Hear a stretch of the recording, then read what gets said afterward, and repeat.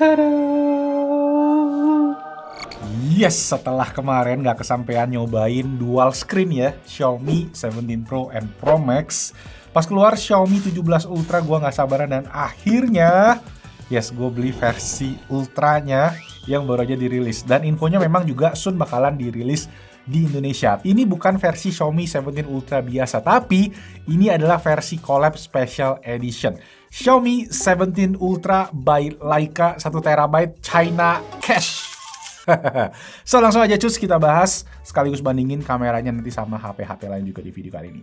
Let's go. Nah, chapters bisa kalian cek di bawah, dan kalau emang ini ngebantu boleh banget bantu klik tombol jempol ya biar apresiasi tim Besinotek yang ngerjain video ini dengan effort, sekaligus subscribe juga kalau belum. Sip, kita mulai dari unboxingnya.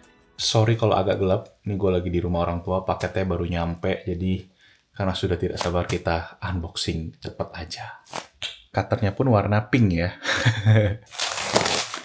Nah, kalau kalian penasaran langsung aja cek di toko Bili lagi, yang mana gue biasanya cek ya kalau HP-HP yang nggak rilis global atau biasa rilis di Cina, gue belinya di toko ini, toko langganan gue. Here we go guys. Tada! Xiaomi 17 Ultra by Leica. Ini yang edisi spesial ada Leica-nya ya. Varian yang 1 TB, 1024 GB. Mamma mia. Ada tanda tangannya segala ya. Gila. Berisi. Tapi gue penasaran sama aksesorisnya karena lumayan banyak nih yang menarik nih. Jadi ada aksesoris, ada charger, ada phone case. Oke, chargernya STD guys, standar ya, 100 watt. Kabelnya A to C.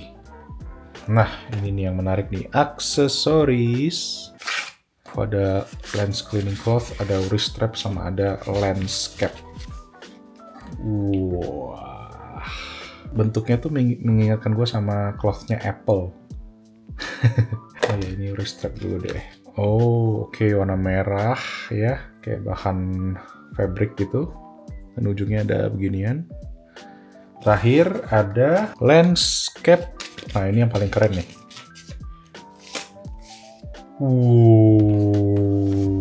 Leica cuy.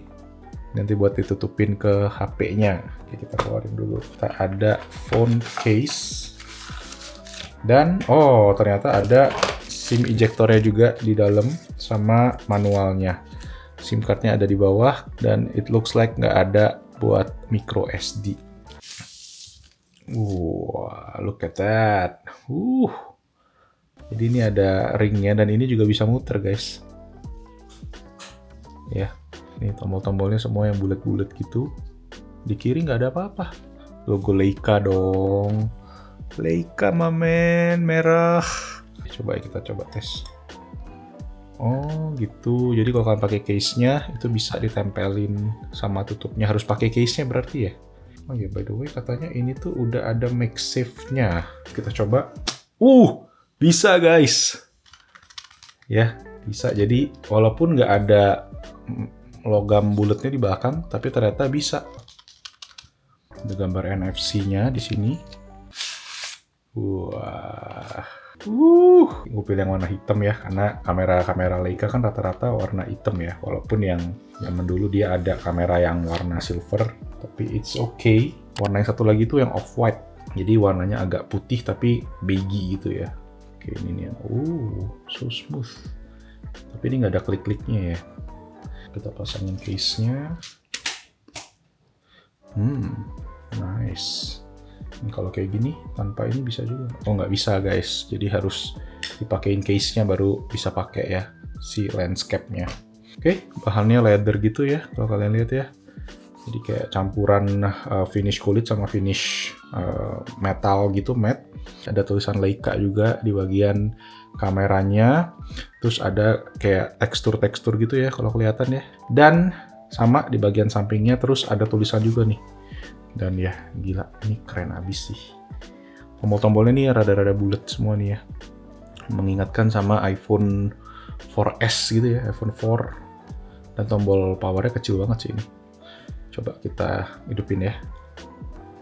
Nah, oke. Wih, ada logo Leica-nya. Tada, HyperOS.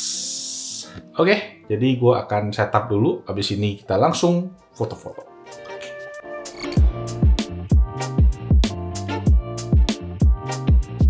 Oke, jadi ini gue udah testing kurang lebih 3 harian selama weekend kemarin ya. Dan ada beberapa poin yang pengen gue share experience-nya. Pertama, soal keunikan dari versi Leica ini, yang mana ada 2. Pertama, dari segi fisik, dia itu yang versi Leica ada tulisan Leica merahnya ya. Ada logo Leica di mana-mana lah.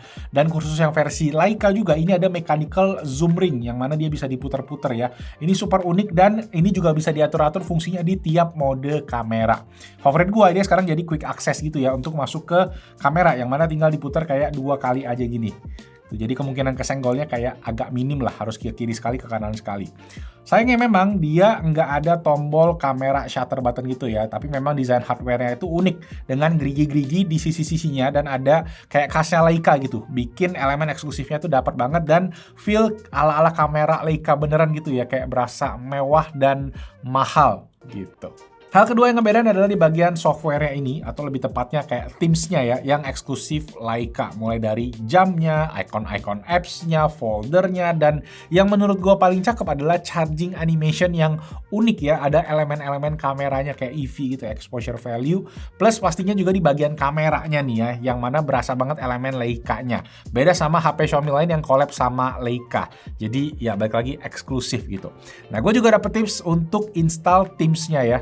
Untuk install Teams ini di HP Xiaomi lain yang non Leica gitu. Jadi kalian bisa cek aja shorts-nya Blessing.tech, gua taruh link di bawah, atau ya bisa di search online juga. Yang nggak 100% sama, tapi at least mendekati lah. Nah, satu, kalau ngomongin Xiaomi kayaknya kurang kalau nggak ngomongin benchmark. Jadi ya gue udah testing ya hasilnya. Untuk Antutu benchmark itu gue dapet di angka sekitar 3,8 jutaan, hampir 3,9. Dari segi angka buat Snapdragon 8 Elite Gen 5 ini bisa dibilang tergolong udah tinggi lah. Dan biasanya memang Xiaomi itu suka banget nge-push performance untuk dapet hasil yang tinggi. Yang mana pengalaman nyobain 2 HP Ultra atau Pro-nya sebelumnya ya, waktu itu ya, Xiaomi 13 Pro sama 15 Ultra, itu lumayan bikin cepet HP-nya overheat. Gue harus bilang soal ini karena memang pas itu gue sempet testing dan beberapa kali overheat, terutama pas dipakai foto-foto, yang akhirnya bikin nggak bisa kayak foto-foto gitu. Experience-nya kurang mengenakan lah.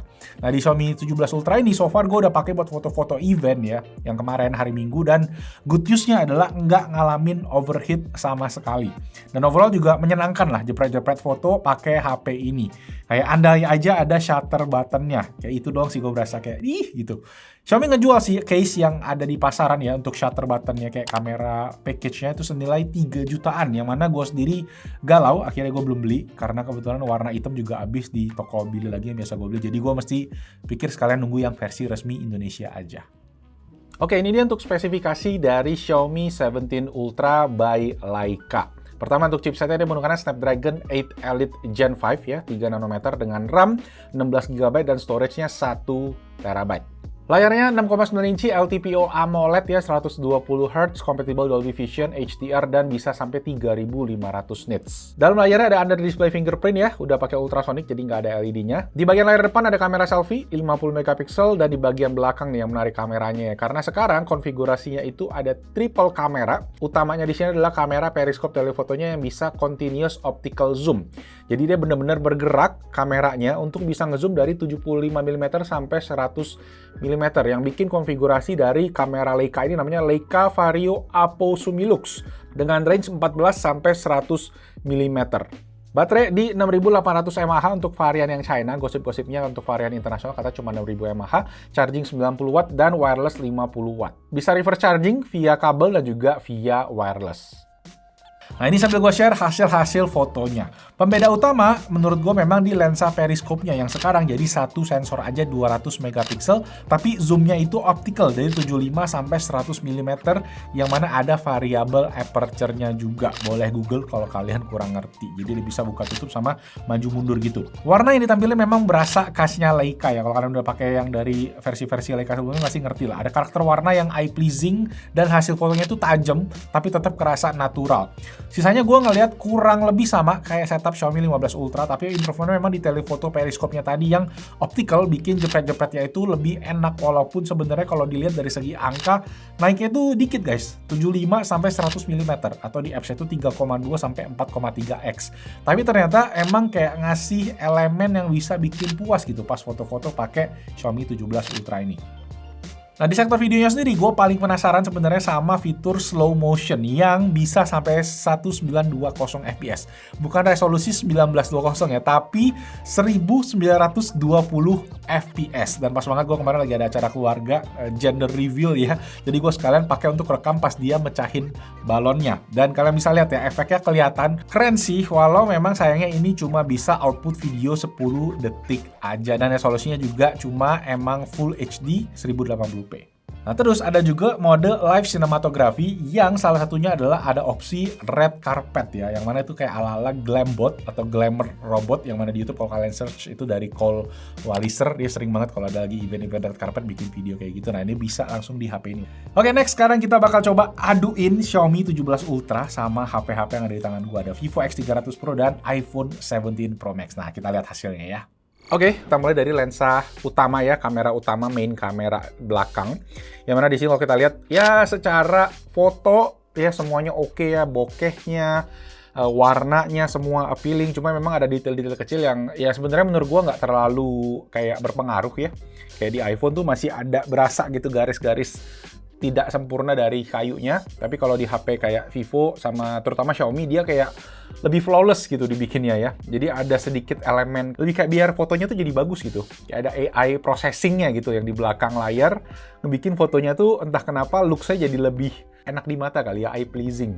Tapi ya secara ketajaman, secara warna beda-beda tipis. iPhone lebih kuning ya, Vivo lebih netral, Xiaomi agak sedikit kuning juga. Dan ya secara keseluruhan menurut gua semuanya bagus, jadi gua nggak terlalu ada yang mesti dikomplain. Karena next nih ada beberapa yang kita bakal tes, itu baru kita bisa lihat perbedaan yang mungkin lebih signifikan. Oke, kalau ini versi King MU, foto topi MU di posisi yang gelap banget ya. Jadi ini bisa dibilang main kamera low light gitu ya modenya. Dan sekali lagi harus gue bilang ketiganya masih sama-sama bagus. Gue pengen highlight mungkin lebih ke warna aja, dimana di Vivo di sini kayak lebih cool ya di antara yang lainnya. Sedangkan di iPhone dan di Xiaomi kalian bisa lihat dia warna hitamnya itu masih kelihatan kayak berdebunya. Terus white balance-nya lebih netral itu dibandingin sama Vivo. Tapi dari segi ketajaman, dari segi warna, ya gue ngerasa nggak terlalu ada perbedaan yang mencolok. Ya gue pengen lihat lebih processingnya mereka aja sih kayak gimana. Dan kelihatannya dari Xiaomi ya dia kayak lebih condong ke iPhone gitu. Sedangkan Vivo dia punya cara tersendiri ya, terutama dengan kolaborasi sama Zeiss-nya. Nah ini nih yang akan berasa lebih bedanya ya di bagian portrait. Dimana ini gue langsung hidupin mode portrait terus gue jepret aja ya tanpa gue setting gue ganti-ganti. Jadi di sini terlihat kalau memang foto yang di tengah itu foto Vivo dia bokehnya paling dalam ya. Soalnya kayaknya settingannya mungkin ini mungkin gue sebelumnya pernah foto dengan settingan itu jadi dia ke save ya. Tapi kalau kita lihat di iPhone dan di Xiaomi bokehnya kurang lebih mirip. Padahal ini sama-sama di mode portrait. Kemudian poin berikutnya menurut gue di skin tone. Karena kalau kita lihat di Xiaomi dia berusaha menetralisir gitu ya. Karena aslinya tuh mungkin kayak di iPhone yang agak kuning. Emang karena gue indoor posisinya lampunya kuning semua. Sedangkan di Vivo dia memang masih ada kuning tapi dia berusaha bikin skin tone-nya itu masih lebih appealing, lebih enak di mata gitu. Nggak kuning banget kayak yang ada di iPhone. Jadi in this case yang menurut gua sih memang caranya Xiaomi nih ya cukup menarik. Dia bikin kulit jadi putih gitu ya, kayak jadi netral. Tapi mungkin buat beberapa orang ya yang kulitnya mungkin agak gelap bakalan agak aneh gitu ngeliatnya. Karena kalau nggak salah tuh di MKBHD dia juga review si Xiaomi 17 Ultra ini, dia bilang warna kulitnya jadi nggak sesuai karena dia diputihin banget gitu di fotonya. Kurang lebih kayak gitu. Dan satu paling si Vivo juga agak underexposed menurut gue ya dari segi tingkat keterangannya, di mana iPhone dan Xiaomi itu masih lebih terang dibandingin si Vivo. Nah next kita compare lensa telefotonya, karena ini menurut gue yang jadi kunci utama HP sekarang. Jadi lensa telefotonya itu tajam ya, jadi buat foto portrait itu bener-bener udah ngasih hasil yang appealing banget, udah kayak hampir kayak kamera profesional. Dan inilah yang ngasih perbedaan menurut gua di antara HP-HP flagship ya di kamera telefotonya, terutama di mode portrait. Dan di sini kita ngelihat lagi gimana si Vivo sayangnya agak underexposed ya. Walaupun dari segi ketajamannya menurut gua semuanya sama-sama tajam, oke. iPhone menurut gua yang paling natural di sini, dan balik lagi Xiaomi agak keputihan. Tapi secara kualitas menurut gua ketajamannya oke, separasi portraitnya, bokehnya juga oke. Cuma sayangnya tadi ya Vivo agak underexpose aja. Tapi keseluruhan sih gua cukup puas ya sama hasil jepretan portraitnya. Menurut gua bener-bener bagus, sudah bener-bener proper. Next, nah ini yang menarik nih menurut gua. Gua pengen ngetes kualitas zoom jarak jauhnya. Dimana ini gue foto di 200 mm, jadi ini sekitar 8x. Dan kalau gue lihat sini di gue foto kulkas banyak banget magnet-magnetnya. Dimana pas gue ngezoom, gue notice ada satu tulisan yang gue cuma bisa baca di HP Vivo, yaitu yang di gambar onta ini. Dimana dia ada tulisan di bawah ontaknya, yaitu seeing is believing in. Dan itu semua cuma ke-capture di HP Vivo aja. Ya satu mungkin faktor tadi processing ya, behind the scene-nya. Dan faktor yang kedua menurut gue emang lensa telefoto, yang mana di Vivo itu 85 mm, punya ketajaman yang emang lebih bagus ya, harusnya dibandingin yang lain, walaupun dia cuma 85 mm. Ingat, karena Xiaomi ini dia punya telefotonya itu variabel ya, dia bisa maju sampai 100 mm, bisa nge-zoom optical, dan bisa mundur sampai 75 mm. Tapi dia nggak dapet tuh si detail teksnya. Padahal secara sensor kayaknya sama-sama 200 megapiksel, tapi di sini Vivo nunjukin ketajamannya, yang menurut gue memang ini yang salah satu fitur yang dimiliki sama Vivo, itu untuk telefotonya atau periskopnya ketajamannya paling oke. Gitu ketika gue foto portrait, ketika gue foto yang jauh, kayak walaupun lensanya 85 mm, dia tetap bisa keep up. Sekarang kita lanjut ke comparison videonya. Oke, sekarang kita tes di kamera belakang ya, resolusi 4K 60. Dan sebenarnya sih bisa 4K 120, cuma menurut gua nggak terlalu kepake. Dan ya bisa dilihat di sini ya, kelihatan Xiaomi stabil banget. Sambil kita coba tes zoom ya. Ini gua tes zoom ke 4x kalau di iPhone ya, walaupun satu. Sini ke 3.2 ya, dan Xiaomi bisa ngezoom lagi ke 4.3. Dan kalau Vivo ini langsung 3,5x. Ya semuanya cukup smooth sih ya. Dan ya untuk warna Xiaomi lagi sedikit kontras gitu, iPhone yang ya familiar di mata lah ya. Dengan Vivo juga cukup oke, nggak ada komplain sih kalau dari gua. Oke, jadi ini di kamera belakang dengan mode portrait ya, atau kalau di iPhone namanya itu cinematic, kalau di Vivo dia jelas portrait video. Tapi sayangnya di Xiaomi 17 Ultra gue nggak nemuin. Gue nemuin ada mode portrait di live cinematografinya, cuma dia modenya kayak aneh gitu, kayak ngezoom.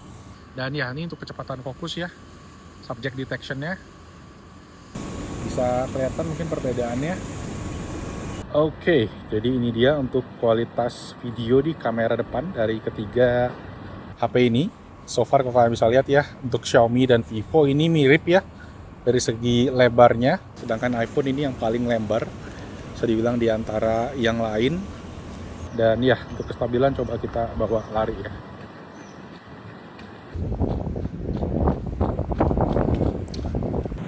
Oke, jadi kurang lebih kayak gitu. Gimana pendapatnya? Dari segi warna sih semua menurut gua oke ya, cuma Vivo agak sedikit lebih putih. iPhone yang paling skin tone oke. Xiaomi juga masih ada sedikit pitch merahnya, kalau Vivo dia kayak putih, lebih ke putih gitu. Ya silahkan di komen di bawah. So yes, itu dia untuk Xiaomi 17 Ultra by Leica, HP kolaborasi yang spesial banget dan menarik ya untuk kita lihat nanti versi resminya kayak gimana. Jadi moga-moga cepat dirilis di Indonesia. Nah, gimana pendapat kalian soal HP ini? Silahkan boleh ditulis langsung di kolom komen, nanti kita diskusi bareng di sana. Dan thank you semua yang udah nonton videonya, boleh klik jempol kalau kalian suka videonya, subscribe juga ke Best in Tech biar gak ketinggalan konten tech and gadget yang ada di Indonesia. Dan itu aja, nama gue Malvin, thank you so much for watching. I'll see you guys on the next video. Ciao. Gila, keren abis. Putar-putar. Ada klik-kliknya gitu dikit. Tapi haptic dia ya.